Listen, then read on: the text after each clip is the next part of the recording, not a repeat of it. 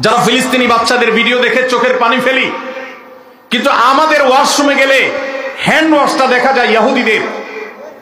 আমাদের ওয়াশরুমে গেলে দেখা যায় সাবানটা কেনা হয়েছে যে সাবানটা আমি টাকা দিয়ে কিনে এনেছি আমার পকেট থেকে, সেটা ইহুদিদের তৈরি করা।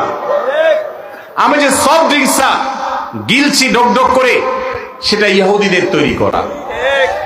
এই সমস্ত পণ্য আপনি যখন মুদি দোকান থেকে কিনেন, আপনি কোন দোকান থেকে যখন ইহুদিদের কোন পণ্য কিনেন, তখন আপনি পণ্য কিনেন না, আপনি মূলত ইহুদিদেরকে চাঁদা দেন বোমা হামলা করবার জন্য।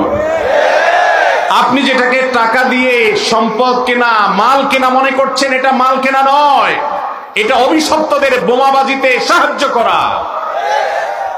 লজ্জার বিষয়, কার্যকরভাবে বাংলাদেশে এখনো পর্যন্ত ফিলিস্তিন ইস্যুতে আমরা একটা বয়কট কার্যকরভাবে করতে পারি নাই। একটা সফট ড্রিঙ্কস শুধুমাত্র কিছুটা বর্জন করা গেছে আলহামদুলিল্লাহ, আর বাকি প্রোডাক্টগুলো সব যেভাবে সেভাবে রয়েছে।